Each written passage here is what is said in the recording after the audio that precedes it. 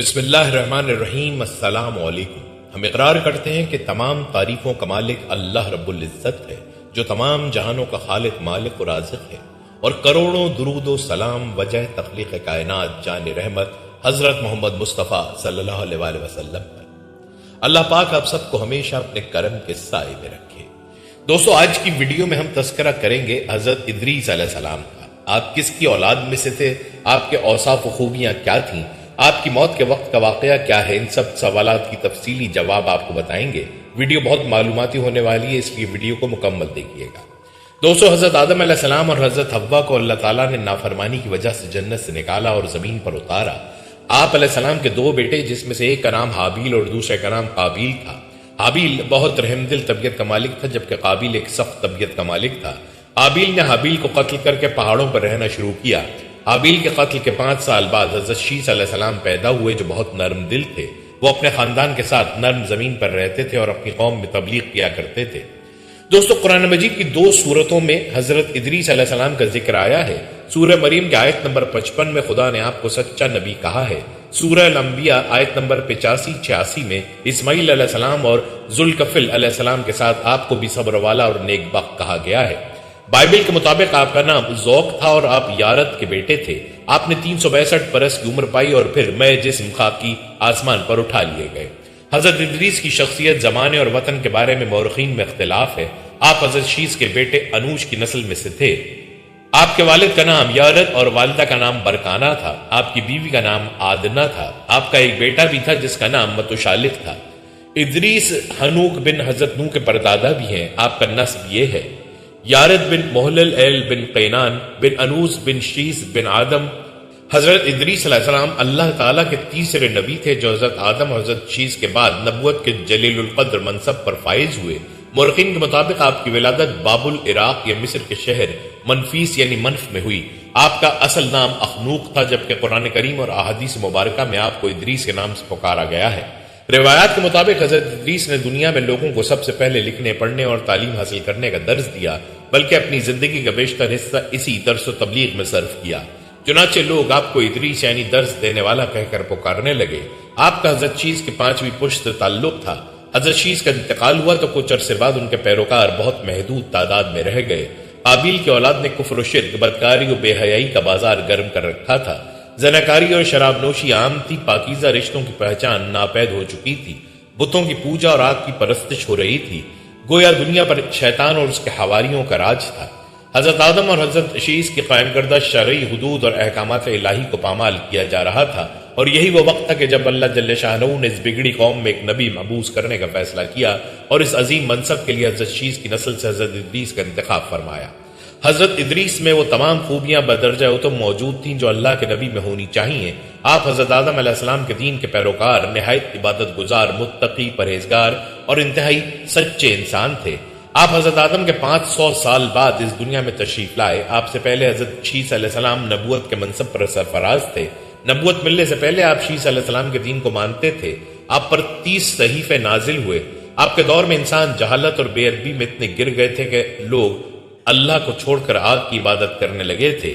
آپ نے دنیا میں آ کر لوگوں کو ہدایت کا راستہ دکھایا اور ادب و علم بھی سکھایا، لیکن آپ کی قوم نے آپ کی ایک نہ سنی اور صرف کچھ لوگ آپ پر ایمان لائے۔ اس پر آپ نہایت تنگ آ کر خود اور جو ایمان لائے انہیں لے کر وہاں سے ہجرت کر گئے۔ پھر آپ کے ساتھیوں میں سے چند نے آپ سے سوال کیا: اے اللہ کے نبی ادریس، اگر ہم نے بابل کو چھوڑ دیا تو ہمیں ایسی جگہ کہاں ملے گی؟ ادریس علیہ السلام نے فرمایا: اگر ہم اللہ سے امید رکھیں تو وہ ہمیں سب کچھ عطا کرے گا۔ آخرکار آپ مصر پہنچے۔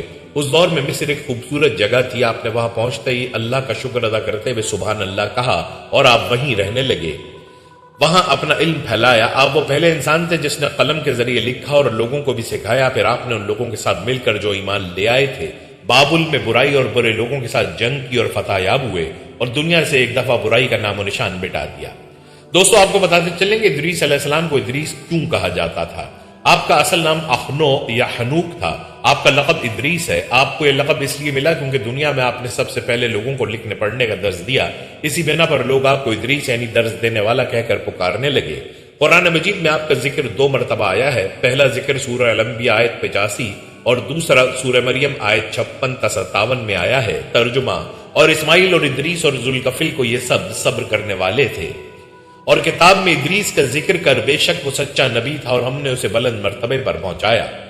چند بزرگان دین نے آپ کا حلیہ بیان کیا ہے، وہ درج ہے: عمدہ اوصاف، پورا قدقامت، خوبصورت، خوبرو، گھنی داڑھی، چوڑے کندھے، مضبوط ہڈیاں، دبلے پتلے، سنجیدہ، سرمگی، چمکدار آنکھیں، گفتگو باوقار، خاموشی پسند، رستہ چلتے ہوئے نظر نیچے، غصے میں غضبناک، بات کرتے ہوئے شہادت کی انگلی سے اشارہ کرنے کے عادی تھے۔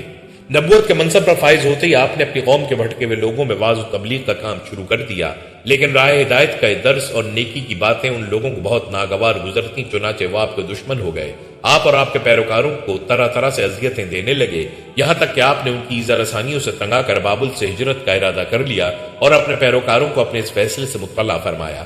چونکہ بابل دریائے فرات اور دریائے دجلہ کے کنارے ایک سرسبز و شاداب علاقہ تھا، لہٰذا لوگوں کے لیے اس علاقے سے ہجرت کرنا خاصا مشکل فیصلہ تھا، اور انہوں نے اس حوالے سے تحفظات کا اظہار بھی کیا، لیکن پھر حضرت ادریس کے سمجھانے پر وہ لوگ آپ کے ساتھ ہجرت پر تیار ہو گئے۔ حضرت ادریس اور ان کے پیروکاروں نے بابل سے مصر کا رخ کیا اور دریائے نیل کے کنارے آباد ہو گئے، جو بابل سے بھی زیادہ سرسبز و شاداب علاقہ تھا۔ حضرت ادریس نے یہاں کے لوگوں میں درس و تبلیغ کے کام کو جاری رکھا۔ آپ اس وقت لوگوں میں رائج تمام زبانوں سے واقف تھے اور عوام کو انہی کی زبان میں درس دیتے تھے۔ قرآن کریم کی معروف و مستند تفسیر معرف القرآن کے مطابق حضرت ادریس علیہ السلام حضرت نوح علیہ السلام سے 1000 سال پہلے پیدا ہوئے۔ اللہ تعالیٰ نے آپ کو نبوت کے مرتبے پر سرفراز فرمایا اور آپ پر 30 صحیفے نازل فرمائے۔ حضرت ادریس علیہ السلام وہ پہلے انسان ہیں جنہیں علم نجوم اور حساب بطور معجزہ عطا کیے گئے۔ نیز سب سے پہلے انہوں نے ہی قلم سے لکھنا اور کپڑا سینا ایجاد کیا۔ ان سے پہلے لوگ عموماً جانوروں کی کھال لباس کے طور پر استعمال کیا کرتے تھے۔ پھر یہ کہ سب سے پہلے ناپ تول کے طریقے بھی آپ ہی نے متعارف کروائے اور اسلحہ بھی آپ کی ایجاد ہے۔ آپ نے اسلحہ تیار کر کے بنو قابیل سے جہاد کیا۔ علامہ ابن اسحاق کا کہنا ہے کہ دنیا کا سب سے پہلا شخص جس نے قلم سے لکھا حضرت ادریس ہیں۔ معاویہ بن حکم سلمی سے مروی ہے کہ انہوں نے حضور صلی اللہ علیہ وسلم سے رمل کے بارے میں سوال کیا۔ یہ ایک ایسا علم ہے جس میں ریت پر مخصوص لکیریں کھینچ کر کچھ معلوم کیا جاتا ہے۔ تو رسول اللہ نے فرمایا ایک پیغمبر تھے جنہوں نے یہ لکھا، لہٰذا جس شخص کا خط ان کے موافق ہو جائے تو اچھا ہے۔ علماء تفسیر فرماتے ہیں کہ پہلا شخص جس نے تبلیغ دین کے لیے واعظ و خطاب کا سلسلہ شروع کیا وہ حضرت ادریس تھے۔ آپ کی وفات سے کچھ دیر پہلے اللہ نے آپ سے فرمایا کہ اب سے آپ جتنی دیر زندہ رہیں گے دنیا میں جتنے انسان بھی کوئی نیکی کریں گے ان کا آدھا ثواب آپ کو دیا جائے گا۔ اس پر آپ بہت خوش ہوئے۔ اتنے میں ایک فرشتے نے آپ کو آ کر خبر دی کہ اسرائیل آپ کی روح قبض کرنے آ رہے ہیں، جس پر آپ حیران ہو گئے اور اس فرشتے کے پروں پر بیٹھ کر اللہ سے ملنے چل پڑے۔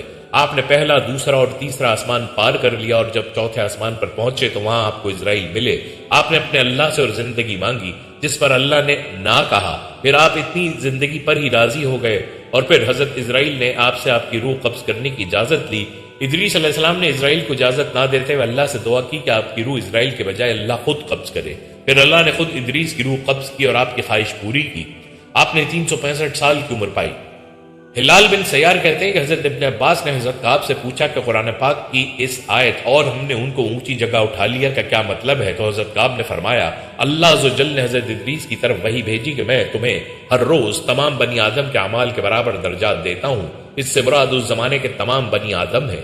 تو حضرت ادریس نے چاہا کہ پھر تو اعمال میں اور اضافہ ہونا چاہیے، لہٰذا جب ان کے یہاں فرشتے آئے تو انہوں نے وحی کا ذکر کرتے ہوئے کہا میں چاہتا ہوں کہ ملک الموت سے بات کروں اور پوچھوں کہ کب تک میری زندگی باقی ہے۔ فرشتے نے حضرت ادریس کو اپنے پروں پر اٹھایا اور انہیں لے کر آسمان کی طرف بلند ہو گیا۔ جب وہ چوتھے آسمان پر پہنچے تو ان کی ملک الموت سے ملاقات ہو گئی جو نیچے اتر رہے تھے۔ حضرت ادریس کے دوست فرشتے نے ملک الموت سے حضرت ادریس کے بارے میں ذکر کیا تو اسرائیل نے پوچھا حضرت ادریس کہاں ہیں؟ فرشتے نے جواب دیا کہ وہ میری پشت پر ہیں۔ اس پر ملک الموت نے حیرت کا اظہار کرتے ہوئے کہا کہ واہ، تعجب ہے، مجھے پروردگار کی طرف سے کہہ کر بھیجا گیا ہے کہ حضرت ادریس کی روح چوتھے آسمان پر قبض کر لو، تو میں نے سوچا کہ وہ تو زمین پر ہیں، ان کی روح چوتھے آسمان پر کیسے قبض کروں؟ ابھی اسی سوچ و بچار میں تھا اور زمین پر اتر رہا تھا کہ تم انہیں لے کر چوتھے آسمان پر آ گئے۔ پھر ملک الموت نے ان کی روح قبض کر لی۔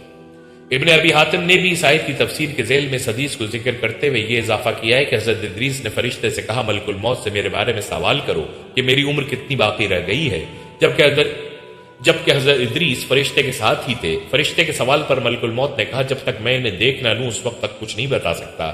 پھر ملک الموت نے حضرت ادریس کو دیکھ لیا تو فرشتے سے کہا کہ آپ مجھ سے ایسے شخص کے بارے میں سوال کر رہے ہیں جس کی زندگی پلک جھپکنے سے زیادہ نہیں رہی۔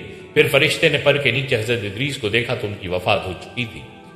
روضۃ الاسفیہ کے مصنف تحریر کرتے ہیں کہ حضرت ادریس کثرت سے اللہ تعالیٰ کی حمد و ثنا اور عبادت میں مصروف رہتے تھے اور فرشتوں میں نہایت محبت اور عقیدت و احترام کی نظروں سے دیکھے جاتے تھے۔ فرشتے ان کے پاس آتے اور ان کی صحبت میں بیٹھا کرتے تھے۔ چنانچہ ایک مرتبہ حضرت اسرائیل بھی اللہ تعالیٰ سے اجازت لے کر آئے اور انسانی شکل میں بہت دیر تک ان کی صحبت میں حاضر رہے۔ حضرت ادریس کو جب معلوم ہوا کہ یہ کوئی انسان نہیں بلکہ حضرت اسرائیل ہیں اور روح قبض کرنے کی خدمت پر مامور ہیں، تو آپ نے ان سے فرمایا کہ میرا دل چاہتا ہے کہ تم مجھے موت کا ذائقہ چکھاؤ۔ اس پر حضرت اسرائیل نے اللہ تعالیٰ کی اجازت سے ان کی روح نکالی اور پھر واپس کر دی۔ اس کے بعد حضرت ادریس نے ان سے فرمایا میرا دل چاہتا ہے کہ میں جنت اور دوزخ دیکھوں۔ چنانچہ حضرت اسرائیل نے اللہ تعالیٰ سے اجازت لے کر انہیں دوزخ دکھائی۔ وہ دوزخ دیکھ کر جنت میں آئے اور بہت دیر تک وہاں کے مناظر دیکھتے رہے۔ آخر حضرت اسرائیل نے عرض کیا کہ اب واپس تشریف لے چلیے، مگر حضرت ادریس نے جواب میں کہا کہ جب تک جنت اور دوزخ کو پیدا کرنے والا مجھے یہاں سے جانے کا حکم نہیں دے گا اس وقت تک میں یہاں سے نہیں جاؤں گا۔ چنانچہ اللہ تعالیٰ نے ایک فرشتے کو مقرر فرمایا کہ وہ ان کے درمیان فیصلہ کر دے۔ حضرت اسرائیل نے اس فرشتے کو پوری صورتحال بتائی۔ پھر حضرت ادریس نے فرمایا میں قانون خداوندی کے مطابق موت کا ذائقہ چکھ چکا ہوں اور اب جنت میں آ گیا ہوں۔ چونکہ حق تعالیٰ نے فرمایا ہے ہم تم کو اس سے نہیں نکالیں گے، لہٰذا میں یہاں سے نہیں جانا چاہتا۔ حضرت کعب احبار کی روایت ہے کہ فرشتے نے اللہ تعالیٰ کے حکم سے فیصلہ کیا کہ اچھا آپ چھٹے آسمان پر رہیے اور فرشتوں کے ساتھ عبادت کیجیے۔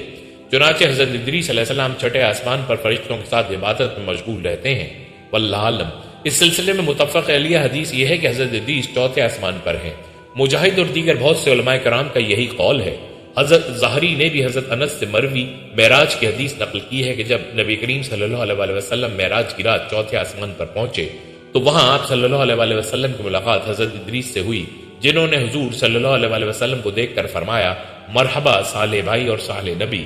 دوستو یہاں پر آپ کو بتاتے ہیں کہ حضرت ادریس علیہ السلام نے کس طرح آل قابیل کے ساتھ جہاد کیا۔ حضرت ادریس کی زندگی میں دو چیزیں بہت نمایاں ہیں، ایک واعظ و تبلیغ اور دوسری آل قابیل کے ساتھ جہاد۔ چونکہ انہیں واعظ و تبلیغ میں ملکہ حاصل تھا، چنانچہ ان کی پہلی کوشش یہی رہی کہ واعظ و نصیحت سے آل قابیل راہ راست پر آ جائے اور دنیا برائیوں سے پاک ہو کر ایک اللہ کی عبادت کرنے لگے۔ لیکن شیطان نے ان لوگوں کو پوری طرح اپنی گرفت میں لے لیا تھا۔ جب آپ ان سے اللہ کی وحدانیت کی بات کرتے، ایک اللہ کی عبادت کی نصیحت کرتے، برائیوں کو چھوڑنے کی تلقین کرتے، تو یہ باتیں ان لوگوں کو بڑی ناگوار گزرتی اور آگ بگولا ہو کر انہیں اذیتیں دیتے، تمسخر اڑاتے، پتھر مارتے۔ دراصل ایک طویل عرصے تک شیطان کے زیر اثر رہ کر یہ لوگ شرک و کفر اور برائیوں کی دلدل میں گردن تک دھنس چکے تھے۔ دنیا واضح طور پر دو گروہوں میں تقسیم ہو چکی تھی، ایک شیطان کے پیروکار اور دوسرے اللہ رب کائنات کے ماننے والے۔ حضرت ادریس اس صورتحال پر بڑے دل گرفتہ اور پریشان رہا کرتے تھے۔ آپ نے لاکھ کوشش کی کہ کسی طرح تبلیغ کے ذریعے ان لوگوں کو راہ راست پر لایا جا سکے، لیکن جب کوئی صورت نظر نہ آئی تو انہوں نے اللہ تعالیٰ کے حکم سے ان لوگوں کے خلاف جہاد کا فیصلہ کیا۔ انہوں نے اللہ اور اس کے پیغمبر پر ایمان رکھنے والے نوجوانوں کی ایک جماعت کے ساتھ آل قابیل کے ساتھ جہاد کیا، جس میں اللہ تعالیٰ نے انہیں کامیابی عطا فرمائی اور بہت سے لوگ دین حق کی جانب راغب ہو گئے۔ علامہ احمد بن محمد قسطلانی رحمۃ اللہ علیہ لکھتے ہیں کہ حضرت ادریس نے حضرت آدم کی مبارک زندگی کے 308 سال پائے تھے۔ حضرت سمرہ رضی اللہ تعالیٰ عنہ فرماتے ہیں کہ حضرت ادریس کا رنگ سفید، قد لمبا اور سینہ چوڑا تھا۔ آپ کے جسم اقدس پر بال کم اور سر پر زیادہ تھے۔ آپ کے سینہ مبارک پر ایک سفید نشان تھا اور یہ برس کا نشان نہیں تھا۔ حضرت عبداللہ بن عباس فرماتے ہیں کہ حضرت ادریس علیہ السلام کپڑے سلائی کیا کرتے اور ہر ٹانکے پر سبحان اللہ کہتے تھے۔ جب شام ہوتی تو اس وقت تک روئے زمین پر کوئی بھی شخص عمل کے لحاظ سے آپ سے افضل نہ ہوتا۔ حضرت عبداللہ بن مسعود رضی اللہ تعالیٰ عنہ فرماتے ہیں کہ حضرت ادریس علیہ السلام بارگاہ الہی میں عاجزی اور لوگوں کی تعلیم کے لیے ایک دعا مانگا کرتے تھے، جس کا ترجمہ یہ ہے: اے بڑی شان و شوکت والے، اے بڑے فضل والے، تیرے سوا کوئی معبود نہیں، تو پریشان حالوں کا مددگار، پناہ کے طلبگاروں کو پناہ دینے والا اور ڈرنے والوں کو انسیت بخشنے والا ہے۔ میں تیری بارگاہ میں سوال کرتا ہوں کہ اگر میں ام الکتاب یعنی لوح محفوظ میں شقی یعنی بدبخت لکھ دیا گیا ہوں تو ام الکتاب سے میری شقاوت مٹا دے اور اپنے پاس مجھے خوشبخت تحریر فرما دے، اور اگر میں ام الکتاب میں محروم، رزق میں تنگی دیا ہوا لکھا گیا ہوں تو ام الکتاب سے میری محرومی اور رزق کی تنگی مٹا دے اور مجھے اپنے پاس سعادت مند اور ہر بھلائی کو توفیق دیا ہوا لکھ دے۔ یہ دعا بہت عمدہ دعا ہے کہ اس میں خوف خدا کا اظہار، بارگاہ الہی میں عاجزی، اللہ تعالیٰ کی خفیہ تدبیر سے ڈرنا، ایمان پر استقامت کی طلب، برے خاتمے سے پناہ، اچھے خاتمے کے حصول، دنیا آخرت کی خیر، رزق کی فراوانی اور نیکیوں کی توفیق وغیرہ سمیت بہت سی چیزیں مانگی گئی ہیں۔ حضرت ادریس علیہ السلام سب سے پہلے قلم سے لکھنے والی ہستی ہیں۔ کپڑوں کو سینے اور سلے ہوئے کپڑے پہننے کی ابتدا بھی آپ کی ذات سے ہی ہوئی، کیونکہ اس سے پہلے جانوروں کی کھالیں بطور لباس استعمال ہوتی تھی۔ سب سے پہلے ہتھیار بنانے والے، ترازو اور پیمانے قائم کرنے والے، علم نجوم اور علم حساب میں نظر فرمانے والے بھی حضرت ادریس علیہ السلام ہی ہیں۔ علم نجوم کے شرعی حکم اور اس علم سے متعلق یہ بات بیان کی گئی ہے کہ اس علم سے مقصود یہ ہو کہ اس کے ذریعے سے ماہ و سال، اوقات صلاۃ اور سمتوں اور موسموں کی اقسام کا حال معلوم کیا جائے، اور زکوٰۃ اور حج کے اوقات کو جانا جائے تو مذائقہ نہیں، یہ جائز ہے۔ اور اگر علم نجوم سے مقصود یہ ہو کہ اس کے ذریعے سے آنے والے حوادث کو معلوم کیا جائے اور غیبی امور بتانے کے لیے استعمال کیا جائے اور ستاروں کی گردش کے دنیا پر اثرات ظاہر کرنے کے لیے حاصل کیا جائے تو یہ حرام ہے۔ حضرت عمر فاروق رضی اللہ تعالیٰ عنہ نے فرمایا کہ نجوم کا علم صرف اتنا حاصل کرو کہ جس سے تم اپنے بحری و بری سفر میں راستوں کی شناخت کر سکو، اس سے زیادہ نہیں۔ علم نجوم اگرچہ آسمانی علم ہے جو سیدنا ادریس علیہ السلام کو دیا گیا تھا اور وہ ان کا معجزہ تھا، اور اس میں ظن و تخمین یعنی گمان و اندازے یا حسابیات کو دخل نہ تھا، اور وہ ایک روحانی قوت تھی جو من جانب اللہ حضرت ادریس علیہ السلام کو عطا کی گئی تھی۔ وہ علم باقی نہیں رہا، بعد میں لوگوں نے ظن و تخمین اور حسابیات سے کام لینا شروع کر دیا اور ستاروں کے اثرات کو مؤثر بالذات مان لیا، جو اسلام کے قطعاً منافی ہے۔ قرآن کریم میں حضرت ادریس کے بہت سے اوصاف بیان کیے گئے ہیں۔ سورہ مریم میں ارشاد باری تعالیٰ ہے، اور اس کتاب میں ادریس کا ذکر کیجئے، بے شک وہ بڑے صاحب صدق نبی تھے۔ بے شک تمام انبیاء کرام سچے اور صدیق ہیں، لیکن یہاں حضرت ادریس کی صداقت اور صدیقیت کو بطور خاص بیان کرنے سے معلوم ہوتا ہے کہ اب اس وصف کا ظہور بہت نمایاں تھا، اور سچائی یقیناً اللہ تعالیٰ کو پسند ہے اور اس کے پسندیدہ بندوں کا قابل تعریف وصف ہے۔ امام غزالی فرماتے ہیں کہ غیر انبیاء کرام میں سب سے بڑے صدیق سیدنا ابو بکر صدیق ہیں، جن کا لقب بھی صدیق اکبر ہے۔ صدیقیت کے بہت سے مراتب میں جیسے کہ زبان کا صدق، نیت و ارادے میں صدق، عزم میں صدق، عزم پورا کرنے میں صدق، عمل میں صدق، دین کے تمام مقامات جیسے خوف، امید، تعظیم، زہد، رضا اور توکل کی تحقیق میں صدق۔ یہ مراتب لکھنے کے بعد امام غزالی فرماتے ہیں کہ جو شخص صدق کے ان تمام مراتب کے ساتھ متصف ہو تو وہ صدیق ہے، کیونکہ وہ صدق میں انتہا کو پہنچا ہوا ہے۔ اسی طرح سورہ الانبیاء میں ارشاد باری تعالیٰ ہے کہ اور اسماعیل اور ادریس اور ذوالکفل کو بھی یاد فرمائیں، یہ سب صابر لوگ تھے اور ہم نے انہیں اپنے دامن رحمت میں داخل فرمایا، بے شک ان نیکوکاروں میں سے تھے۔ حضرت ادریس علیہ السلام استقامت کے ساتھ کتاب الہی کا درس دیتے، عبادت الہی میں مصروف رہتے اور اس راہ میں آنے والی مشقتوں پر صبر کرتے تھے، اس لیے آپ کو بھی بطور خاص صابرین میں شمار فرمایا گیا۔ قرآن کریم میں انبیاء کرام علیہ السلام کو بھی صالحین فرمایا گیا ہے اور نیک مسلمانوں کو بھی۔ ان میں فرق یہ ہے کہ انبیاء کرام علیہ السلام کامل ترین صالح ہوتے ہیں، جبکہ نیک مسلمان صلاح کے اس مرتبے پر فائز نہیں ہوتے۔ اس حوالے سے امام ماتریدی فرماتے ہیں کہ صلاح ہر نبی میں تمام وجوہ کے لحاظ سے متحقق ہوتی ہے، جبکہ غیر انبیاء کرام میں اس کا کچھ حصہ متحقق ہوتا ہے۔ اگرچہ نام صالح کا اطلاق سب پر ہوتا ہے، لیکن اس میں یہ فرق ملحوظ ہوتا ہے۔ اس کو علمی زبان میں یہ بھی کہتے ہیں کہ ہر نبی صلاح کا فرد کامل ہوتا ہے، جبکہ غیر نبی میں کمال اصلاح اس درجے پر نہیں ہوتی۔ اللہ تعالیٰ نے حضرت ادریس پر جو انعامات فرمائے، ان میں سے 2 کا تذکرہ قرآن کریم میں بھی موجود ہے۔ سورہ الانبیاء میں ارشاد باری تعالیٰ ہے، اور اسماعیل اور ادریس اور ذوالکفل کو بھی یاد فرمائیں، یہ سب صابر لوگ تھے اور ہم نے انہیں اپنے دامن رحمت میں داخل فرمایا، بے شک وہ نیکوکاروں میں سے تھے۔ اسی طرح حضرت ادریس کو آسمان پر اٹھا لیے جانے کے حوالے سے سورہ مریم میں ارشاد باری تعالیٰ ہے، اور ہم نے انہیں بلند مقام پر اٹھا لیا تھا۔ سیدنا ادریس علیہ السلام کو بلند مقام پر اٹھا لینے کے حوالے سے ایک روایت ہے کہ اس سے مراد آپ کے مرتبے کی بلندی ہے، اور ایک دوسری روایت ہے کہ حضرت ادریس علیہ السلام کو آسمان پر اٹھا لیا گیا ہے، اور زیادہ صحیح یہی روایت ہے۔ حدیث نبوی صلی اللہ علیہ وسلم کی روشنی میں تمام انبیاء کرام زندہ ہیں اور ان کو روزی دی جاتی ہے۔ اعلیٰ حضرت امام احمد رضا خان فرماتے ہیں کہ 4 نبی زندہ ہیں کہ ان کو وعدہ الہیہ ابھی آیا ہی نہیں۔ ان میں سے 2 حضرت ادریس علیہ السلام اور حضرت عیسیٰ علیہ السلام آسمان پر ہیں، اور 2 حضرت خضر علیہ السلام اور حضرت الیاس علیہ السلام زمین پر ہیں۔ یاد رہے کہ انبیاء کرام پر ایک آن کو محض تصدیق وعدہ الہیہ کے لیے موت طاری ہوتی ہے، اس کے بعد پھر ان کو حیات حقیقی حصے دنیاوی عطا ہوتی ہے۔ اعلیٰ حضرت امام احمد رضا خان بریلوی سے پوچھا گیا کہ کیا حضرت ادریس پر موت طاری ہوگی؟ اس کے جواب میں اعلیٰ حضرت امام احمد رضا خان نے فرمایا کہ ضرور ہوگی، کیونکہ ارشاد باری تعالیٰ ہے کہ ہر جان کو موت چکھنی ہے، ہر جان موت کا مزہ چکھنے والی ہے۔ ام المومنین سیدہ ام سلمہ سلام اللہ علیہا سے روایت ہے کہ حضور نبی کریم نے ارشاد فرمایا کہ حضرت ادریس ملک الموت یعنی حضرت اسرائیل کے دوست تھے۔ ایک مرتبہ حضرت ادریس نے ملک الموت سے جنت اور دوزخ دیکھنے کی خواہش کا اظہار فرمایا تو حضرت اسرائیل انہیں لے کر بلند ہوئے اور پہلے دوزخ دکھائی۔ حضرت ادریس نے دوزخ کے منظر دیکھے تو قریب ہی تھا کہ آپ بے ہوش ہو جاتے۔ ملک الموت نے آپ کو اپنے پروں میں لپیٹ لیا۔ پھر حضرت اسرائیل نے حضرت ادریس کو جنت کی سیر کرائی تو ان کی طبیعت خوشگوار ہو گئی۔ جنت کی سیر کے بعد ملک الموت نے فرمایا کہ اب آپ آگے چلیں۔ حضرت ادریس نے پوچھا کہ آگے کہاں جانا ہے؟ حضرت اسرائیل نے فرمایا کہ جہاں پہلے تھے، یعنی واپس دنیا میں۔ حضرت ادریس نے فرمایا کہ نہیں، خدا کی قسم میں جنت میں داخل ہونے کے بعد کبھی اس سے نہیں نکلوں گا۔ ملک الموت نے جب استفسار کیا تو انہیں اللہ تعالیٰ کی طرف سے حکم ہوا کہ ادریس علیہ السلام کو یہی رہنے دیں، کیونکہ جنت ایسی جگہ ہے جہاں ایک بار کوئی داخل ہو جائے تو پھر وہاں سے نہیں نکلتا۔ جیسا کہ حضرت ادریس کو بلند مقام پر اٹھا لیے جانے کے حوالے سے ارشاد باری تعالیٰ ہے، مگر اللہ تعالیٰ کی طرف سے ہی حضور خاتم النبیین نبی اکرم صلی اللہ علیہ وسلم کو ان سے کہیں زیادہ افضل اور کامل رفعت عطا کی گئی، کیونکہ اللہ تعالیٰ نے دنیا آخرت میں آپ صلی اللہ علیہ وسلم کا ذکر بلند فرما دیا۔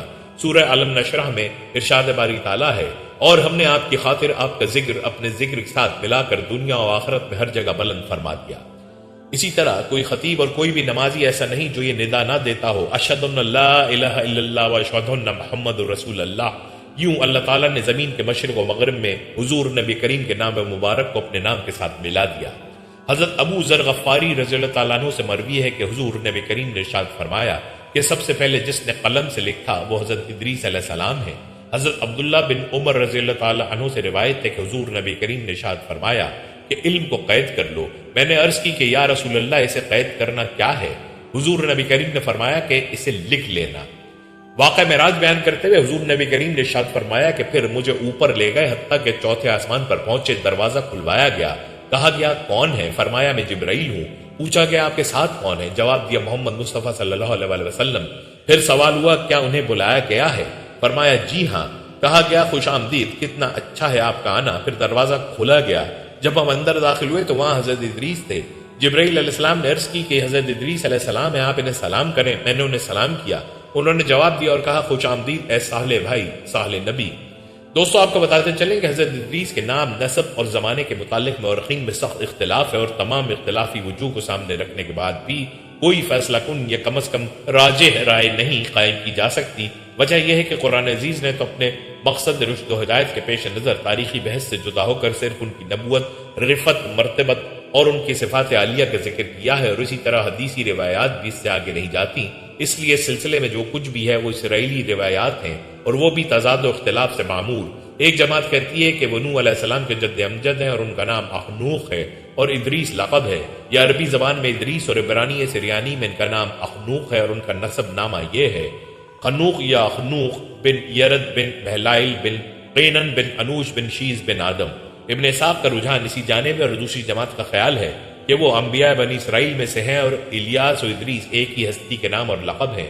ان دونوں روایات کے پیش نظر بعض علماء نے تطبیق دینے کی صحیح کی ہے کہ جد نوح کا نام اخنوخ ہے، اور ادریس لقب، اور بنی اسرائیل کے پیغمبر کا نام ادریس ہے، اور الیاس لقب۔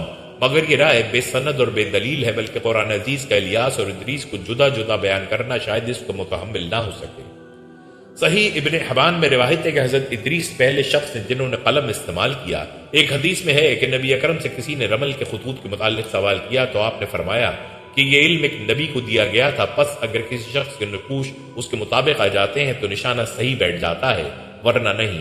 حافظ اماد الدین ابن کثیر ان روایات کے ساتھ یہ بھی نقل فرماتے ہیں کہ بہت سے علماء تفسیر و حکام کا یہ خیال ہے کہ حضرت ادریس ہی پہلے شخص ہیں جنہوں نے رمل کے کلمات ادا کیے، اور وہ ان کو ہر مسل حرام سا کا لقب دیتے ہیں، اور ان کی جانب بہت سی غلط باتیں اسی طرح منسوب کرتے ہیں جس طرح ان کے علاوہ بہت سے انبیاء، علماء، حکماء اور اولیاء اللہ کے متعلق منسوب کی گئی ہیں۔ معراج کی صحیحین والی حدیث میں صرف اسی قدر ذکر ہے کہ نبی اکرم نے حضرت ادریس سے چوتھے آسمان پر ملاقات کی، مگر مشہور مفسر ابن جریر طبری نے اپنی تفسیر میں ہلال بن یساف کی سند سے ایک روایت نقل کی ہے کہ حضرت عبداللہ بن عباس نے کعب احبار سے دریافت کیا کہ حضرت ادریس سے متعلق اس آیت کا کیا مطلب ہے، وَرَفَعْنَا مَكَانًا عَلِيًّا۔ تو کعب نے جواب دیا کہ اللہ تعالیٰ نے حضرت ادریس پر ایک مرتبہ یہ وحی نازل فرمائی، اے ادریس، تمام اہل دنیا جس قدر روزانہ نیک عمل کریں گے ان سب کے برابر میں تجھے ہر دن اجر عطا کروں گا۔ حضرت ادریس نے یہ سنا تو ان کو یہ خواہش پیدا ہوئی کہ میرے اعمال میں روز افزوں اضافہ ہو، اور اس لیے عمر کا حصہ طویل ہو جائے تو اچھا ہے۔ انہوں نے وحی الہی اور اپنے اس خیال کو ایک رفیق فرشتے پر ظاہر کر کے کہا کہ اس معاملے میں فرشتہ موت سے گفتگو کرو تاکہ مجھ کو نیک اعمال کے اضافے کا زیادہ سے زیادہ موقع ملے۔ اس فرشتے نے جب یہ سنا تو حضرت ادریس کو اپنے بازو میں بٹھا کر لے اڑا۔ جب یہ چوتھے آسمان سے گزر رہے تھے تو فرشتہ موت زمین کے لیے اتر رہا تھا، وہی دونوں کی ملاقات ہو گئی۔ دوست فرشتے نے فرشتہ موت سے حضرت ادریس کے معاملے کے متعلق گفتگو کی۔ فرشتہ موت نے دریافت کیا ادریس ہیں کہاں؟ اس نے کہا میری پشت پر سوار ہیں۔ فرشتہ موت کہنے لگا درگاہ الہی سے حکم ہوا ہے کہ ادریس علیہ السلام کی روح چوتھے آسمان پر قبض کروں، اس لیے میں سخت حیرت و تعجب میں تھا کہ یہ کیسے ممکن ہے جبکہ ادریس علیہ السلام زمین میں ہیں۔ اسی وقت فرشتہ موت نے حضرت ادریس کی روح قبض کر لی۔ یہ واقعہ نقل کر کے کعب احبار نے فرمایا کہ اللہ تعالیٰ کے اس ارشاد کی یہی تفسیر ہے۔ ابن جریر کی طرح ابن ابی حاتم نے اپنی تفسیر میں اسی قسم کی روایت نقل کی ہے۔ ان ہر دو نقول کو روایت کرنے کے بعد حافظ اماد الدین ابن کثیر فرماتے ہیں کہ یہ سب اسرائیلی خرافات ہیں اور ان میں روایتی اعتبار سے بھی نکارت یعنی ناقابل اعتبار اچنبا ہے، اس لیے صحیح تفسیر وہی ہے جو آیت کے ترجمے میں بیان کی گئی۔ امام بخاری کہتے ہیں کہ حضرت عبداللہ بن مسعود اور حضرت عبداللہ بن عباس سے منقول ہے کہ الیاس نبی کا نام ادریس ہے، اور ان کے قول کی وجہ حضرت انس کی وہ روایت ہے جو ظاہری نے معراج کے سلسلے میں بیان کی ہے۔ اس میں نبی اکرم صلی اللہ علیہ وسلم اور انبیاء کی آسمان پر ملاقات کا جو ذکر ہے اس میں کہا گیا ہے کہ جب آپ کی ملاقات حضرت ادریس سے ہوئی تو انہوں نے فرمایا مرحبا بلاخ الصالح، برادر نیک تمہارا آنا مبارک۔ پس اگر حضرت ادریس اخنوق ہوتے تو حضرت آدم اور حضرت ابراہیم کی طرح بالا بن الصالح کہتے، یعنی نیک بھائی کی جگہ نیک بیٹے کے ساتھ خطاب کرتے۔ اس روایت کو نقل کرنے کے بعد ابن کثیر فرماتے ہیں کہ یہ دلیل کمزور ہے، اس لیے کہ اول تو یہ امکان ہے کہ اس طویل حدیث میں راوی الفاظ کی پوری حفاظت نہ کر سکا ہو، دوم یہ ہو سکتا ہے کہ نبی اکرم کی جلالت قدر اور رفعت و مرتبت کے پیش نظر انہوں نے پدری انتصاب کو نمایاں نہ کیا ہو اور ازراہ تواضع و برادرانہ حیثیت کو ہی ظاہر کرنا مناسب سمجھا ہو۔ رہا حضرت آدم اور حضرت ابراہیم کا معاملہ، سو ایک ابو البشر ہے اور دوسرے محمد صلی اللہ علیہ وسلم کے بعد سب سے زیادہ جلیل القدر اور رفیع شان پیغمبر جن کے متعلق قرآن عزیز نے کہا ہے فَاتَّبِعُوا مِلَّةَ ابراہیم حنیفہ، لہٰذا ان کا ابن کے ساتھ خطاب کرنا ہر طرح موضوع اور برمحل ہے۔ ابن کثیر نے یہ بھی نقل کیا ہے کہ بعض کہتے ہیں کہ حضرت ادریس حضرت نوح سے قبل کے نبی نہیں ہیں بلکہ انبیاء بنی اسرائیل میں سے ایک نبی ہیں اور الیاس ادریس ہیں۔ توریت میں مقدس نبی کے متعلق صرف اسی قدر لکھا ہے۔ اور ہنوک یعنی اخنوک 65 برس کا ہوا کہ اس سے متوشلہ پیدا ہوا، اور متوشلہ کی پیدائش کے بعد ہنوک 300 برس خدا کے ساتھ ساتھ چلتا تھا، اور اس سے بیٹے اور بیٹیاں پیدا ہوئی، اور ہنوک کی ساری عمر 365 برس کی ہوئی، اور ہنوک خدا کے ساتھ ساتھ چلتا تھا اور غائب ہو گیا اس لیے کہ خدا نے اسے لے لیا۔ علامہ جمال الدین قطفی نے تاریخ الحکمہ میں حضرت ادریس کا تذکرہ ان الفاظ میں کیا ہے۔ حضرت ادریس علیہ السلام کے متعلق علماء تفسیر اور ارباب تاریخ و قصص نے جو کچھ بیان کیا ہے وہ بہت مشہور ہے، اس لیے اس کے اعادے کی ضرورت نہیں، البتہ حکمہ اور فلاسفہ نے خصوصیت کے ساتھ ان کے متعلق جو کچھ کہا ہے وہ پیش کیا جاتا ہے۔ حضرت ادریس علیہ السلام کا مولد و منشا یعنی جائے ولادت و پرورش کہاں ہے اور انہوں نے نبوت سے پہلے کس سے علم حاصل کیا، حکمہ اور فلاسفہ کے اقوال ان مسائل میں مختلف ہیں۔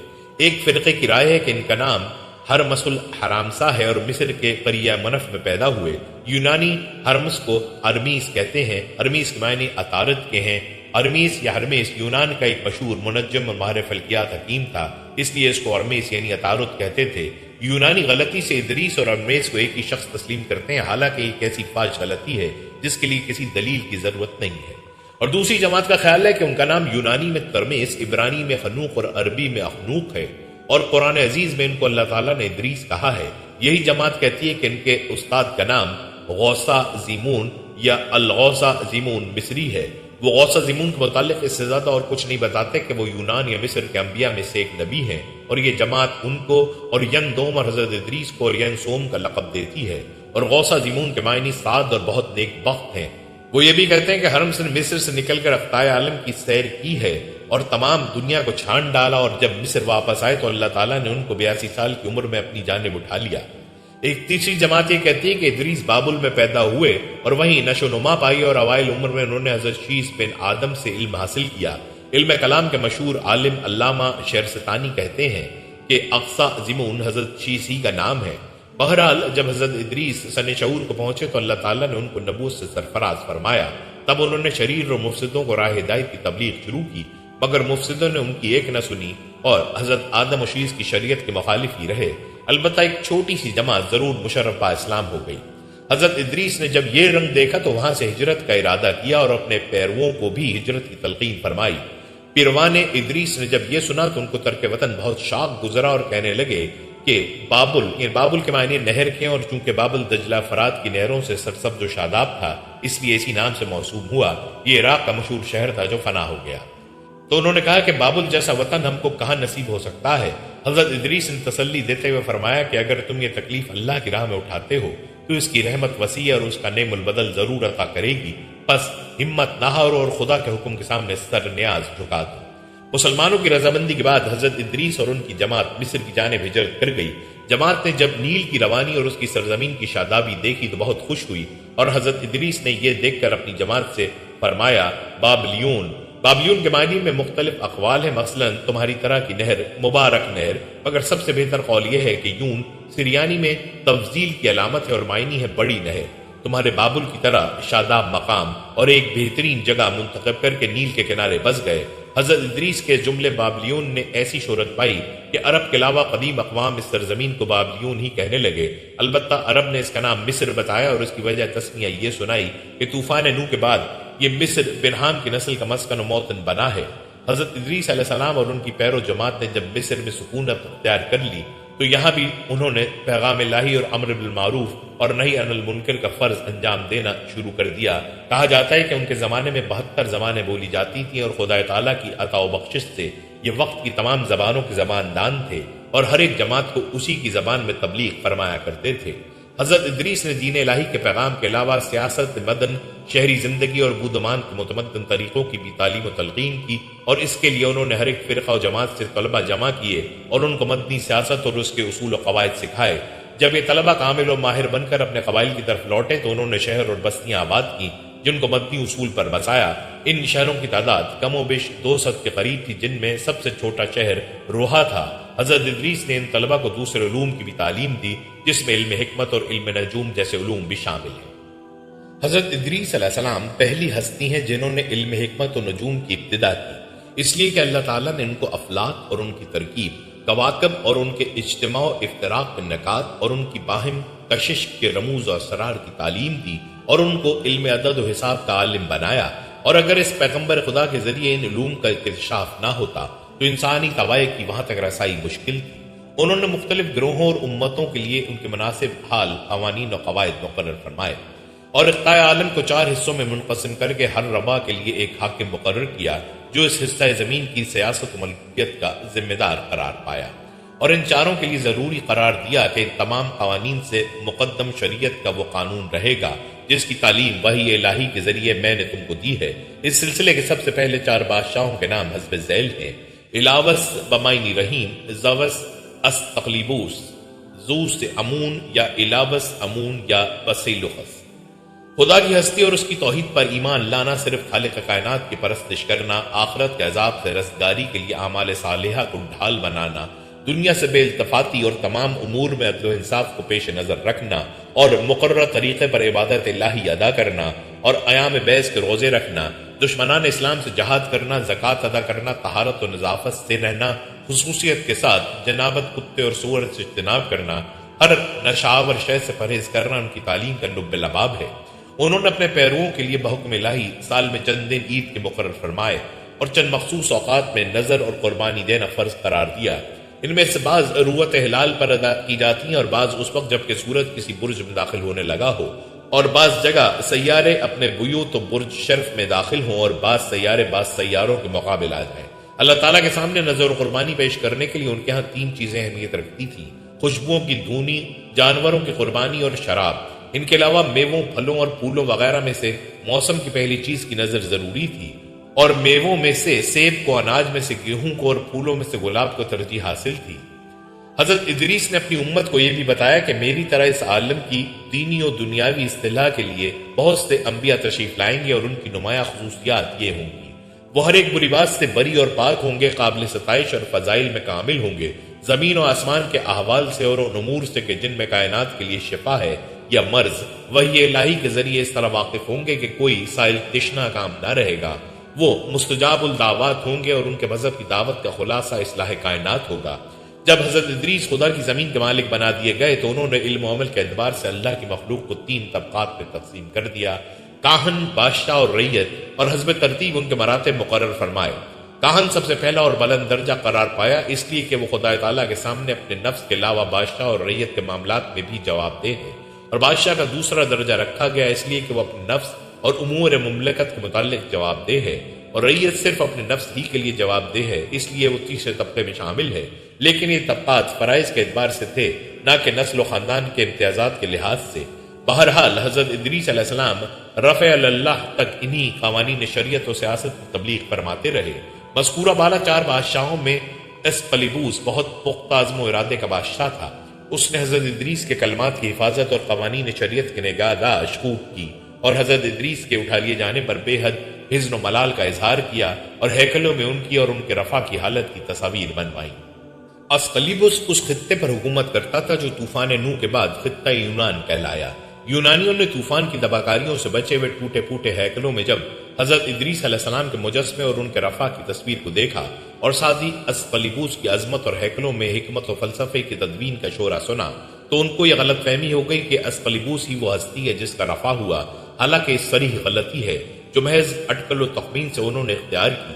حضرت ادریس کا حلیہ یہ ہے: گندم گوں رنگ، پورا قد و قامت، سر پر بال کم، خوبصورت و خوبرو، گھنی داڑھی، رنگ و روپ اور چہرے کے خطوط میں ملاحت، مضبوط بازو، چوڑے کاندھے، مضبوط ہڈی، دبلے پتلے، سرمگی چمکدار آنکھیں، گفتگو باوقار، خاموشی پسند، سنجیدہ اور متین، چلتے ہوئے نیچی نظر، انتہائی فکر و خوض کے عادی، غصے کے وقت سخت عذابناک، باتیں کرنے میں شہادت کی انگلی سے بار بار اشارے کے عادی۔ حضرت ادریس نے 82 سال کی عمر پائی۔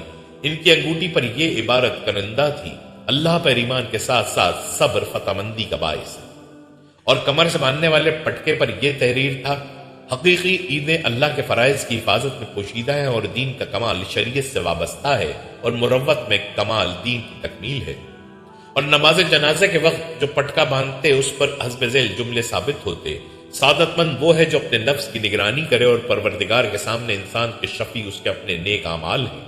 حضرت ادریس کے بہت سے پند و نصائح اور آداب و اخلاق کے جملے مشہور ہیں جو مختلف زبانوں میں ضرب المثل اور رموز و اسرار کی طرح مستعمل ہیں۔ ان میں سے بعض درج ذیل ہیں: خدا کی بے کراں نعمتوں کا شکریہ انسانی طاقت سے باہر ہے۔ جو علم میں کمال اور عمل صالح کا خواہش مند ہو اس کو جہالت کے اسباب اور بدکرداری کے قریب بھی نہ جانا چاہیے۔ کیا تم نہیں دیکھتے کہ ہر فن مولا کاریگر اگر سینے کا ارادہ کرتا ہے تو سوئی ہاتھ میں لیتا ہے، نہ کہ برما؟ بس ہر وقت پیش نظر رہے: ہم خدا خواہی و ہم دنیا دوں، اے خیال است و محال است و جنوں۔ دنیا کی بھلائی حسرت ہے اور برائی ندامت۔ خدا کی یاد اور عمل صالح کے لیے خلوص نیت شرط ہے۔ نہ جھوٹی قسمیں کھاؤ، نہ اللہ تعالیٰ کے نام کو قسم کے لیے تختہ مشق بناؤ، اور نہ جھوٹوں کو قسمیں کھانے پر آمادہ کرو، کیونکہ ایسا کرنے سے تم بھی شریک گناہ ہو جاؤ گے۔ ذلیل پیشوں کو اختیار نہ کرو، جیسے سینگی لگانا، جانوروں کی جفتی کرانے پر اجرت لینا وغیرہ۔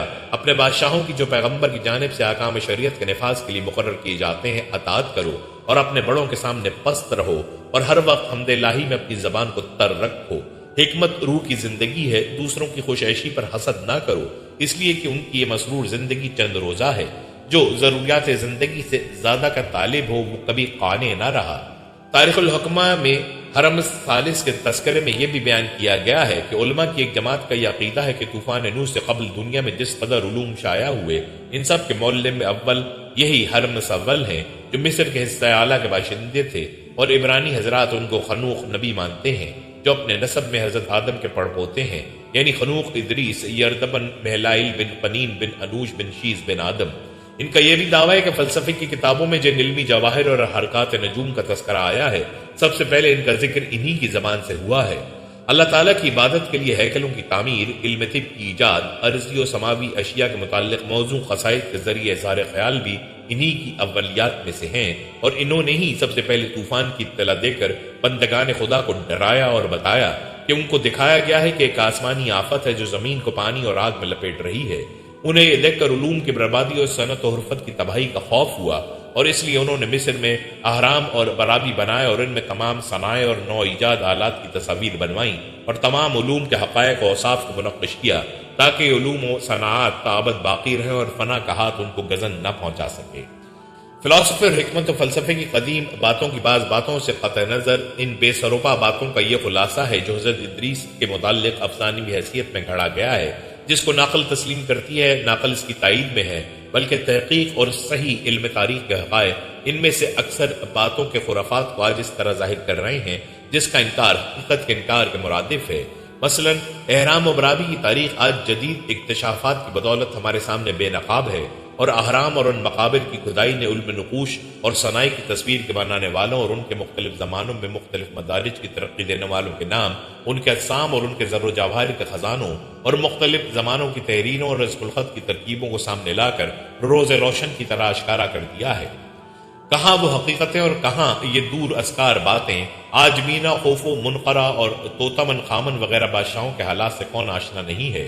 تاہم ان بے سروپا باتوں کو بھی نقل کر دینا اس لیے مناسب معلوم ہوا کہ یہ آگہی رہے کہ ان پیغمبروں کے متعلق حکمہ کی کتابوں میں بھی کس قسم کی دور اسکار باتیں درج ہیں۔ اس سلسلے میں بس اسی قدر سچ اور حق ہے کہ جس کو ہم قرآن عزیز اور احادیث صحیحہ سے نقل کر آئے ہیں، یا توقف کے درجے میں وہ چند جملے جو توریت سے نقل کیے گئے ہیں، یا وہ اقوال جو پیغمبرانہ تعلیمات کے شایان نشان ہیں۔ حضرت ام سلمہ رضی اللہ تعالی عنہا سے روایت ہے کہ حضور نبی اکرم نے فرمایا، بے شک حضرت ادریس ملک الموت یعنی حضرت اسرائیل کے دوست تھے۔ پس انہوں نے اسرائیل علیہ السلام سے کہا کہ وہ انہیں جنت و دوزخ کی سیر کرائیں۔ سو ملک الموت حضرت ادریس کو لے کر بلند ہوئے اور انہیں دوزخ دکھائی، جس سے وہ خوفزدہ ہو گئے اور قریب تک بے ہوش ہو جاتے کہ ملک الموت نے انہیں اپنے پروں کی لپیٹ میں لے لیا۔ ملک الموت نے کہا کہ آپ نے اسے دیکھا نہیں ہے؟ انہوں نے فرمایا، کیوں نہیں، میں نے کبھی آج کے خوفناک دن جیسا دن نہیں دیکھا۔ پھر انہیں لے کر چلا یہاں تک کہ اس نے حضرت ادریس کو جنت دکھائی، وہ اس میں داخل ہو گئے۔ پھر ملک الموت نے کہا، آگے چلیں، آپ نے اسے دیکھ لیا ہے؟ انہوں نے فرمایا، کہاں جانا ہے؟ ملک الموت نے کہا، جہاں آپ تھے، یعنی واپس دنیا میں۔ حضرت ادریس نے کہا، نہیں، خدا کی قسم، میں اس میں داخل ہونے کے بعد اس سے کبھی نہیں نکلوں گا۔ تو ملک الموت سے اللہ تعالیٰ کی طرف سے کہا گیا، کیا تو نے انہیں اس جنت میں داخل نہیں کیا؟ اور یہ ایسی چیز ہے کہ جو اس میں ایک بار داخل ہو جاتا ہے پھر وہاں سے نہیں نکلتا۔ اس حدیث کو امام طبرانی اور دیلمی نے روایت کیا ہے۔ علامہ مجلسی رحمۃ اللہ علیہ سید ابن طاووس سے نقل کرتے ہیں کہ آپ نے فرمایا، مجھے صحف ادریس علیہ السلام میں ملا ہے کہ آپ نے فرمایا، اے انسان، گویا موت تمہارے پاس آئی ہے، تمہارے آہ و نالہ کی فریادیں بلند ہو چکی ہیں، تمہاری پیشانی سے موت کے قطرات ٹپک رہے ہیں، تمہارے ہونٹ چپک گئے ہیں، تمہاری زبان بند ہو چکی ہے، تمہارے منہ کا لعاب سوکھ چکا ہے، تمہاری آنکھوں کی سیاہی سفید ہو چکی ہے، تمہارے منہ سے جھاگ نکل رہا ہے، تمہارے سارے بدن پر لرزہ طاری ہو چکا ہے، سختیوں اور تلخیوں کے ہمراہ موت سے دست بگریباں ہو، پھر تمہارے بدن سے روح نکل گئی اور تمہارے گھر والے تمہارے بدبودار جسم سے روبرو ہیں اور دوسروں کے لیے عبرت کا سبب قرار پائے ہو، لہٰذا ابھی سے خود کو نصیحت کرو اور موت اور اس کی حقیقت سے عبرت لو کہ خام خواہ تمہارے پاس آ کر رہے گی، اور چاہے جتنی طولانی عمر کر لو، بہت جلد فنا کے ہاتھوں سپرد کر دیے جاؤ گے۔ اے انسان، جان لے کہ ان تمام سختیوں اور دشواریوں کی موت کے بعد قیامت کے بھیانک اور خوفناک مراحل سے آسان ہے۔ آگاہ رہے کہ حساب و کتاب اور اعمال کی جزا و سزا کے لیے خدا کی عدالت میں کھڑا ہونا اس قدر سخت و دشوار اور طاقت فرسا ہے کہ پہلوانوں کے پہلوان، طاقتوروں میں سے طاقتور افراد بھی وہاں کے حالات سننے سے عاجز و ناتواں ہیں۔ مسلمانوں کی رضامندی کے بعد حضرت ادریس اور ان کی جماعت مصر کی جانب ہجرت کر گئی۔ جماعت نے جب نیل کی روانی اور اس کی سرزمین کی شادابی دیکھی تو بہت خوش ہوئی، اور حضرت ادریس نے یہ دیکھ کر اپنی جماعت سے فرمایا، بابلیون کے معنی میں مختلف اقوال ہیں، مثلا تمہاری طرح کی نہر، مبارک نہر، مگر سب سے بہتر قول یہ ہے کہ یون سریانی میں تفضیل کی علامت ہے اور معنی ہے بڑی نہر، تمہارے بابل کی طرح شاداب مقام اور ایک بہترین جگہ منتخب کر کے نیل کے کنارے بس گئے۔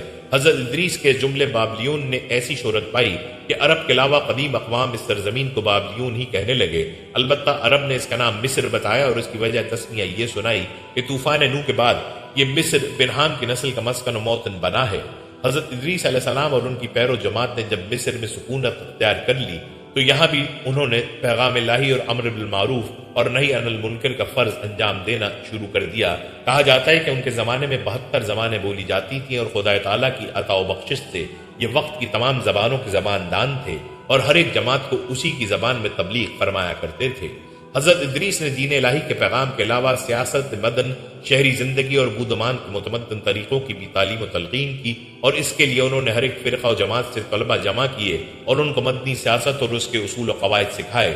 جب یہ طلبہ کامل و ماہر بن کر اپنے قبائل کی طرف لوٹے تو انہوں نے شہر اور بستیاں آباد کی جن کو مدنی اصول پر بسایا۔ ان شہروں کی تعداد کم و بیش 200 کے قریب تھی، جن میں سب سے چھوٹا شہر روحا تھا۔ حضرت ادریس نے ان طلبہ کو دوسرے علوم کی بھی تعلیم دی جس میں علم حکمت اور علم نجوم جیسے علوم بھی شامل ہیں۔ حضرت ادریس علیہ السلام پہلی ہستی ہیں جنہوں نے علم حکمت و نجوم کی ابتدا کی، اس لیے کہ اللہ تعالیٰ نے ان کو افلاک اور ان کی ترکیب، کواکب اور ان کے اجتماع و افتراق کے نکات اور ان کی باہم کشش کے رموز و اسرار کی تعلیم دی اور ان کو علم عدد و حساب کا عالم بنایا۔ اور اگر اس پیغمبر خدا کے ذریعے ان علوم کا انکشاف نہ ہوتا تو انسانی طبائع کی وہاں تک رسائی مشکل تھی۔ انہوں نے مختلف گروہوں اور امتوں کے لیے ان کے مناسب حال قوانین و قواعد مقرر فرمائے اور اقطاع عالم کو 4 حصوں میں منقسم کر کے ہر ربع کے لیے ایک حاکم مقرر کیا جو اس حصہ زمین کی سیاست و ملکیت کا ذمہ دار قرار پایا، اور ان چاروں کے لیے ضروری قرار دیا کہ ان تمام قوانین سے مقدم شریعت کا وہ قانون رہے گا جس کی تعلیم وحی الہی کے ذریعے میں نے تم کو دی ہے۔ اس سلسلے کے سب سے پہلے 4 بادشاہوں کے نام حسب ذیل ہیں: الاوس بمائنی رحیم، زوس استقلیبوس، زوس امون یا الاوس امون یا بسیلوخس۔ خدا کی ہستی اور اس کی توحید پر ایمان لانا، صرف خالق کائنات کی پرستش کرنا، آخرت کے عذاب سے رستگاری کے لیے اعمال صالحہ کو ڈھال بنانا، دنیا سے بے التفاتی اور تمام امور میں عدل و انصاف کو پیش نظر رکھنا اور مقررہ طریقے پر عبادت الہی ادا کرنا اور ایام بیس کے روزے رکھنا، دشمنان اسلام سے جہاد کرنا، زکوٰۃ ادا کرنا، طہارت و نظافت سے رہنا، خصوصیت کے ساتھ جنابت، کتے اور سور سے اجتناب کرنا، ہر نشاور شے سے پرہیز کرنا ان کی تعلیم کا لب لباب ہے۔ انہوں نے اپنے پیرووں کے لیے بحکم الہی سال میں چند دن عید کے مقرر فرمائے اور چند مخصوص اوقات میں نظر اور قربانی دینا فرض قرار دیا۔ ان میں سے بعض روت ہلال پر ادا کی جاتی ہیں اور بعض اس وقت جب کہ سورج کسی برج میں داخل ہونے لگا ہو، اور بعض جگہ سیارے اپنے بیوت و برج شرف میں داخل ہوں اور بعض سیارے بعض سیاروں کے مقابل آ جائیں۔ اللہ تعالیٰ کے سامنے نظر و قربانی پیش کرنے کے لیے ان کے ہاں 3 چیزیں اہمیت رکھتی تھیں: خوشبوؤں کی دھونی، جانوروں کی قربانی اور شراب۔ ان کے علاوہ میووں، پھلوں اور پھولوں وغیرہ میں سے موسم کی پہلی چیز کی نظر ضروری تھی، اور میووں میں سے سیب کو، اناج میں سے گیہوں کو اور پھولوں میں سے گلاب کو ترجیح حاصل تھی۔ حضرت ادریس نے اپنی امت کو یہ بھی بتایا کہ میری طرح اس عالم کی دینی و دنیاوی اصطلاح کے لیے بہت سے انبیاء تشریف لائیں گے اور ان کی نمایاں خصوصیات یہ ہوں گی: وہ ہر ایک بری بات سے بری اور پاک ہوں گے، قابل ستائش اور فضائل میں کامل ہوں گے، زمین و آسمان کے احوال سے اور ان امور سے کہ جن میں کائنات کے لیے شفا ہے یا مرض، وحی الہی کے ذریعے اس طرح واقف ہوں گے کہ کوئی سائل تشنا کام نہ رہے گا۔ وہ مستجاب الدعوات ہوں گے اور ان کے مذہب کی دعوت کا خلاصہ اصلاح کائنات ہوگا۔ جب حضرت ادریس خدا کی زمین کے مالک بنا دیے گئے تو انہوں نے علم و عمل کے اعتبار سے اللہ کی مخلوق کو 3 طبقات میں تقسیم کر دیا: کاہن، بادشاہ اور رعیت، اور حسب ترتیب ان کے مراتب مقرر فرمائے۔ کاہن سب سے پہلا اور بلند درجہ قرار پایا، اس لیے کہ وہ خدا تعالیٰ کے سامنے اپنے نفس کے علاوہ بادشاہ اور رعیت کے معاملات میں بھی جواب دہ ہے، اور بادشاہ کا دوسرا درجہ رکھا گیا اس لیے کہ وہ اپنے نفس اور امور مملکت کے متعلق جواب دہ ہے، اور رعیت صرف اپنے نفس ہی کے لیے جواب دہ ہے، اس لیے وہ تیسرے طبقے میں شامل ہے۔ لیکن یہ طبقات فرائض کے اعتبار سے تھے، نہ کہ نسل و خاندان کے امتیازات کے لحاظ سے۔ بہرحال حضرت ادریس علیہ السلام رفع اللہ تک انہی قوانین شریعت و سیاست کی تبلیغ فرماتے رہے۔ مذکورہ بالا 4 بادشاہوں میں اسقلیبوس بہت پختہ عزم و ارادے کا بادشاہ تھا۔ اس نے حضرت ادریس کے کلمات کی حفاظت اور قوانین شریعت کے نگہداشت خوب کی، اور حضرت ادریس کے اٹھا لیے جانے پر بے حد حزن و ملال کا اظہار کیا اور ہیکلوں میں ان کی اور ان کے رفع کی حالت کی تصاویر بنوائیں۔ اسقلیبوس اس خطے پر حکومت کرتا تھا جو طوفان نوح کے بعد خطہ یونان کہلایا۔ یونانیوں نے طوفان کی دباکاریوں سے بچے ہوئے ٹوٹے پھوٹے ہیکلوں میں جب حضرت ادریس علیہ السلام کے مجسمے اور ان کے رفع کی تصویر کو دیکھا اور ساتھ ہی اسقلیبوس کی عظمت اور ہیکلوں میں حکمت و فلسفے کی تدوین کا شعرہ سنا تو ان کو یہ غلط فہمی ہو گئی کہ اسقلیبوس ہی وہ ہستی ہے جس کا رفع ہوا، حالانکہ اس صریح غلطی ہے جو محض اٹکل و تخمین سے انہوں نے اختیار کی۔ حضرت ادریس کا حلیہ یہ ہے: گندم گوں رنگ، پورا قد و قامت، سر پر بال کم، خوبصورت و خوبرو، گھنی داڑھی، رنگ و روپ اور چہرے کے خطوط میں ملاحت، مضبوط بازو، چوڑے کاندھے، مضبوط ہڈی، دبلے پتلے، سرمگی چمکدار آنکھیں، گفتگو باوقار، خاموشی پسند، سنجیدہ اور متین، چلتے ہوئے نیچی نظر، انتہائی فکر و خوض کے عادی، غصے کے وقت سخت عذابناک، باتیں کرنے میں شہادت کی انگلی سے بار بار اشارے کے عادی۔ حضرت ادریس نے 82 سال کی عمر پائی۔ ان کی انگوٹھی پر یہ عبارت کرندہ تھی: اللہ پر ایمان کے ساتھ ساتھ صبر فتح مندی کا باعث ہے، اور کمر سے باندھنے والے پٹکے پر یہ تحریر تھا: حقیقی عیدیں اللہ کے فرائض کی حفاظت میں پوشیدہ ہیں اور دین کا کمال شریعت سے وابستہ ہے، اور مروت میں کمال دین کی تکمیل ہے۔ اور نماز جنازے کے وقت جو پٹکا باندھتے اس پر حسب ذیل جملے ثابت ہوتے: سعادت مند وہ ہے جو اپنے نفس کی نگرانی کرے اور پروردگار کے سامنے انسان کے شفیع اس کے اپنے نیک اعمال ہیں۔ سید ابن طاؤس نے ایک دوسرے مقام پر نقل کرتے ہوئے تحریر کیا کہ مجھے صحف ادریس علیہ السلام میں ملا ہے کہ آپ علیہ السلام نے فرمایا: اے انسان، آگاہ رہے اور یقین کر کہ تقوی اور پرہیزگاری عظیم حکمت، بزرگ، نعمت، نیکی و سعادت کی جانب ہدایت کرنے والا، اچھائیوں، فہم و عقل کے دروازے کی کنجی ہے، کیونکہ خداوند متعال جب کسی بندے سے محبت کرتا ہے تو اسے عقل کی نعمت عطا کر دیتا ہے۔ اپنے وقت کو خداوند متعال کی عبادت اور اس سے راز و نیاز میں گزارو، عبادت الہی اور اس کی راہ میں مدد و اعانت میں صرف کرو، کہ اگر خداوند متعال تمہارے مدد و اعانت کو دیکھے تو تمہاری ضرورتوں کو بر لائے، تمہاری آرزوؤں اور تمناؤں کو پورا کرے اور اپنی فراوان اور لافانی عنایتوں سے تمہیں مستفید کرے۔ دوستو، اب آپ کو حضرت ادریس علیہ السلام کی نصیحتیں بتاتے ہیں۔ مزید سیف ادریس سے نقل فرماتے ہیں کہ انہوں نے روزہ داروں کو خطاب کر کے کہا، جب تم نے روزہ رکھا تو اپنے نفسوں کو ہر قسم کی برائیوں سے پاک کر لو اور اپنے صاف و خالص شک و تردید سے خالی دل سے خدا کے لیے روزہ رکھو، کیونکہ خداوند متعال بہت جلد ناخالص اور تاریک دلوں پر تالے لگا دے گا۔ روزہ رکھنے، کھانے پینے کی چیزوں سے پرہیز کرنے کے ساتھ ساتھ اپنے اعضاء و جوارح کو بھی گناہوں سے محفوظ رکھو۔ جب سجدے میں سر رکھو اور اپنے سینے کو زمین سے چپکا دو تو دنیا، انحرافات، چال بازی، حرام خوری، دشمنی اور کینے کے سلسلے میں ہر قسم کے افکار کو خود سے دور کر دو اور تمام ناانصافیوں سے خود کو آزاد کر دو۔ خداوند متعال نے اپنے پیغمبروں اور اولیاء کو روح القدس کی تائید سے مخصوص کیا اور انہیں اسی نعمت کے سائے میں اسرار، مخفی و پوشیدہ باتوں سے آگاہ کیا اور اپنی حکمتوں کے فیض سے مستفید کیا۔ گمراہوں سے نجات ملی اور ہدایت یافتہ ہوئے۔ خداوند متعال کی عظمت اس قدر ان کے دلوں میں اتری کہ انہیں اس بات سے آگاہی ہوئی کہ وجود مطلق خدا ہے اور تمام چیزوں پر اس کا احاطہ ہے اور اس ذات کی حقیقت تک کوئی نہیں پہنچ سکتا ہے۔ خداوند سبحان نے حضرت ادریس کو اچھے اوصاف سے نوازا اور آپ کو عظیم صفات سے یاد کیا، نیز رسول خدا صلی اللہ علیہ وسلم کو حکم دیا کہ ان کا تذکرہ فرمائیں اور کتاب